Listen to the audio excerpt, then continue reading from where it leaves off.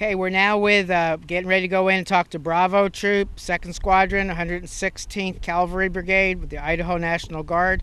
And Staff Sergeant Davis, please tell us a little bit about what we're getting ready to do. Okay, well, Bravo Troop, 2nd Squadron, 116th, they provide force protection. Each of our camps have a force protection company, and this is the force protection company for Camp Liberty. And what they do is basically secure the camp and make sure that it stays safe and secure from any threats. They do missions or convoys around the camp? They do some patrol missions, both inside the wall of the camp as well as outside. And then they also provide a quick reaction force that responds to any possible incidents. Okay, let's go ahead and go inside. Okay, sounds good. Okay, we're back in here in another room. We have a bunch of soldiers here, as y'all can see on the camera, and they're going to introduce themselves and tell you their story a little bit. Specialist Shaw, if you could start, introduce yourself, where you're from, and how long you've served. I'm from Boise, Idaho, and I've served for 9 years. Okay, have you had more than one deployment? I have 2 deployments. Why don't you talk about the differences from what you're experiencing here and the previous one? This one is more on helping the people here and getting us back home and finishing the mission up. That's a good thing, too. What do you do? I protect the base, QRF. We go outside in the wire and look for threats, and we also respond to inside threats inside the wire. Okay, great. So pass it over. Why don't you introduce yourself? I'm Staff Sergeant Story. I am from Meridian, Idaho. I've been in the military for 15 years. I'm a 19 Delta Scout. Here on the base, we're the Quick Reaction Force. I've been on 2 deployments. The first deployment was 2004 and 5 up in Kirkuk, Iraq. And this one is definitely different. It's a little bit slower of a job, but we're doing a better thing, I think, and we're getting ready for us to get back home, get out of Iraq. Okay. Go ahead.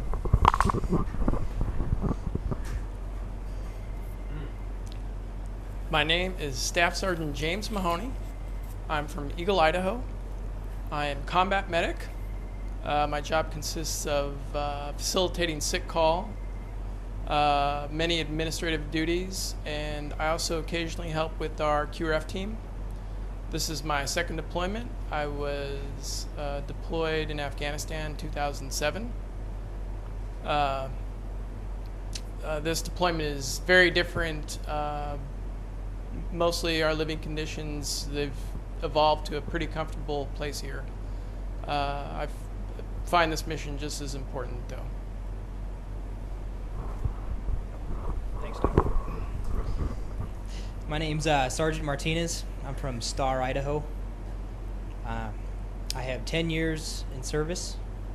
My job here is helping out in the ADOC, the QRF, the occasional ECP. I do a little bit of everything that Bravo Troop has. This is my first deployment, so I don't have anything to compare previous years deployed soldiers to. And pass it on over to Campbell. Okay, pass. My name is Specialist John Campbell. I'm out of Eagle, Idaho. I am a combat medic. I work out at ECP4, just enforcing BBC force protection out there, making sure that nobody gets on that's not supposed to be on. This is my first deployment, and it's been an experience. Not all bad. There's been some good, so it's been really interesting.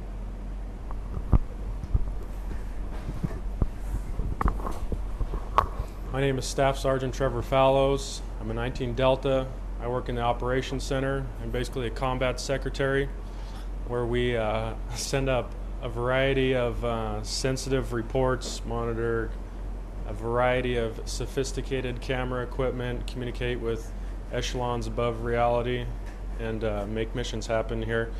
This is my 2nd deployment. It's significantly different from the first deployment.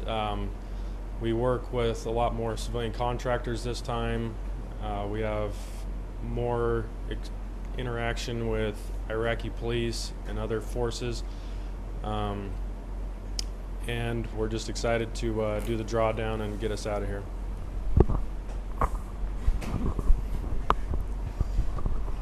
My name's Eric Price. I'm from Middleton, Idaho. Been in the Army 16 years. My first quote-unquote deployment, my first trip outside the country for a combat zone was Panama, and a lot of people won't say that that was actually a combat zone. I am the platoon leader for Headquarters Platoon, so all these guys that say they're in the ADOC and the medics are my responsibility, which life is good for me because I don't have anything to do because they do such a great job. Makes life easy. So, other than that, I think that. I'm Captain Eric Pruett. I'm the Bravo Troop Commander. I've been in the military for 14, almost 15 years now. This is my second deployment. My first deployment was to Kirkuk, Iraq as a platoon leader. Significantly different mission. At the time, we were a full spectrum ops. I was a platoon leader of a platoon that went outside into the city of Kirkuk and was responsible for the training of a police station. This time our mission is as a force protection unit. We man entry control points. We have a quick reaction force that responds both inside on the base and locally around the base to any incidents that we may need to do.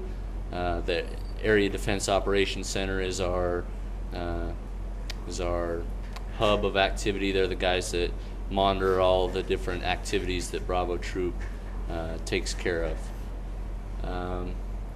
Things are going really well on this deployment. It's drastically changed in the fact that 5 years ago, I believe the government of Iraq was still in its infancy, and now they've accepted a lot more of the responsibility, and we're just eager for them to be able to sustain this on their own and go home back to our families. Okay. One of the things that we've noticed from different parts of Iraq is the high quality job that everybody's doing, even though the heat and the stresses and the long hours. Why don't you talk about that with your soldiers?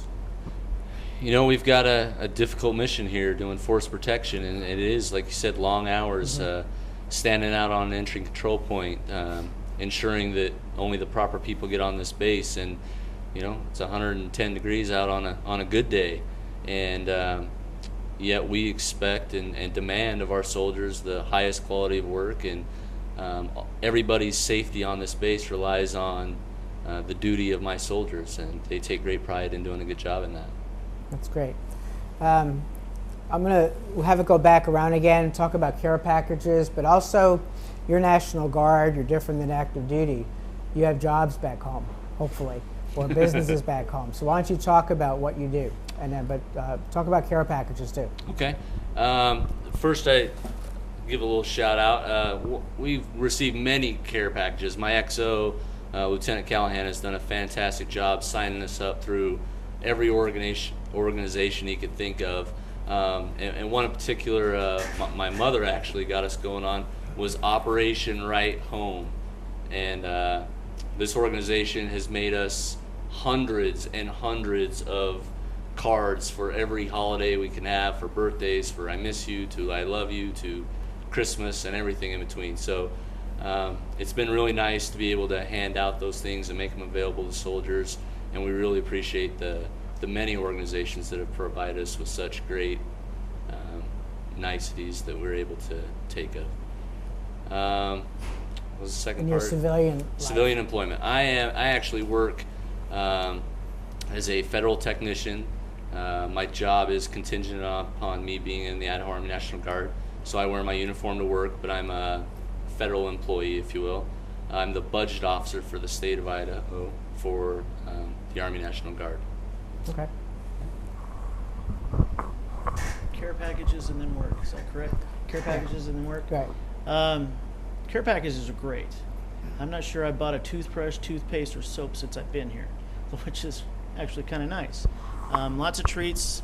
I've used Operation Right Home a lot. I always liked getting mail, so I figured my wife and kids would like getting mail as well. So that really gives me no excuse not to write home and tell them, you know, hi and I love them and all those good things. So it was very nice.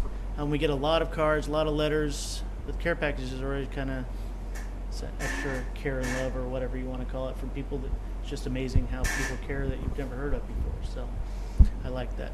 I work for the University of Phoenix in Meridian, Idaho.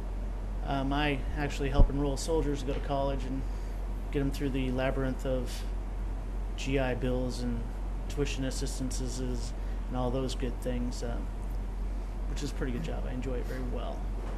Good. That's what I know you're looking forward to getting back to it. Oh, too. Lord, do I look forward to getting back. So, Go ahead. The care packages that we receive, every time I get a care package, it's like Christmas. You know, you just get a variety of things from all your loved ones. You get homemade goodies. You know, my wife and kids send me stuff, like products from my kids' school that they complete, and it's great for my morale to receive all these different care packages, and it's cool to get them, open them in front of your buddies, show them what your loved ones have sent you. You just really, like the LT was saying, like not having to buy hygiene products and stuff like that. It's great for us, and a couple other places around here that support us. The American Red Cross, they just left here, but they were also wonderful with that. They had a great facility next door where they had internet. You could use their phones. They had all kinds of hygiene items. They would like bake homemade bread. You could go over there in the mornings, grab some homemade bread. They had peanut butter jams, food, snacks, Wii's, Xboxes, movies, and they were really awesome in supporting us. They did barbecues, and they were just always there 24/7.